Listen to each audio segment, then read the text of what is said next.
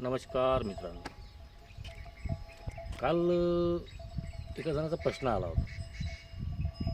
प्रश्न विचारला होता की व्यसनमुक्तीतून निघाल्याच्या नंतर त्याची गॅरंटी काय.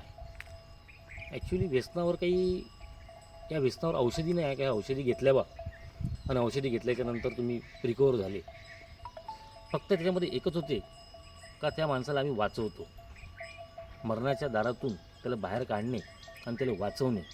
आणि त्याच्यानंतर जेवढी मेहनत आम्ही 3 महिने 4 महिने त्याच्यासाठी जेवढी मेहनत घेत असतो तेवढीच मेहनत तुमची जबाबदारी आहे.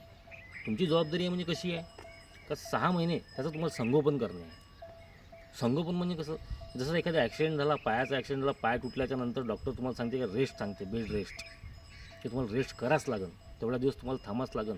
तशा प्रकारचा हा विषय आहे का तुम्हाला त्याच्यात तुमच्या फॅमिलीत त्याला कसं वागवायचं आहे, कसं ठेवायचं आहे, का ठेवायचं आहे.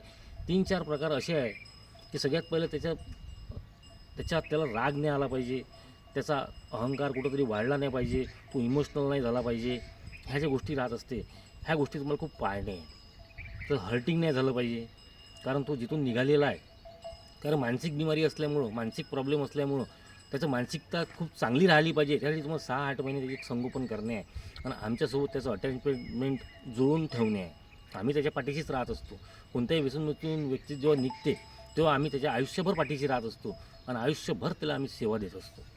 आज सेवा याच्यासाठी द्यावं लागते त्याला, कारण की त्याला आमच्या सोबत ठेवणे, सोबत राहणे. आणि जे आज आम्ही करत आहे तोच कार्यक्रम तोही करते. दिवसभरातून त्याने 1 तास जरी आम्हाला दिला किंवा 1 तास जरी त्याने आमच्या कोणत्या कार्यक्रमात जर दिला तरी तो व्यसनमुक्त राहू शकते, याची आम्ही पूर्ण गॅरंटी देऊ शकतो. यासाठी फॅमिलीला सपोर्ट करणे खूप गरजेचं आहे. नुसतं आला आणि आल्याच्या नंतर तुम्ही त्याच्यापासून खूप साऱ्या अपेक्षा करून राहिलेल्या आहेत, ज्या गोष्टी तो आतापर्यंत काहीच नाही करू शकला. त्याच्यापासून तुम्ही डायरेक्ट अपेक्षा सुरू करून देत असता का नाही हे केलं पाहिजे, नाही ते जर केलं पाहिजे.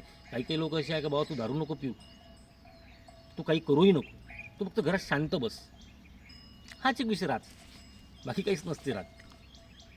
पण काय होते जेव्हा तो शांत बसते, शांत बसल्याच्यानंतर त्याच्यापासून पुन्हा हळूहळू अपेक्षा वाढत जात असते.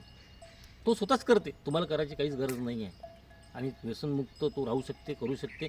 आणि याच गोष्टीची आम्ही गॅरंटी देऊ शकतो. जय हिंद, जय भारत. सबस्क्राईब करा चॅनलला आणि हा व्हिडिओ शेअर करा. आणि ज्यांनी प्रश्न विचारला आहे त्यांनी याच्यावर विचार करा. जय हिंद, जय भारत.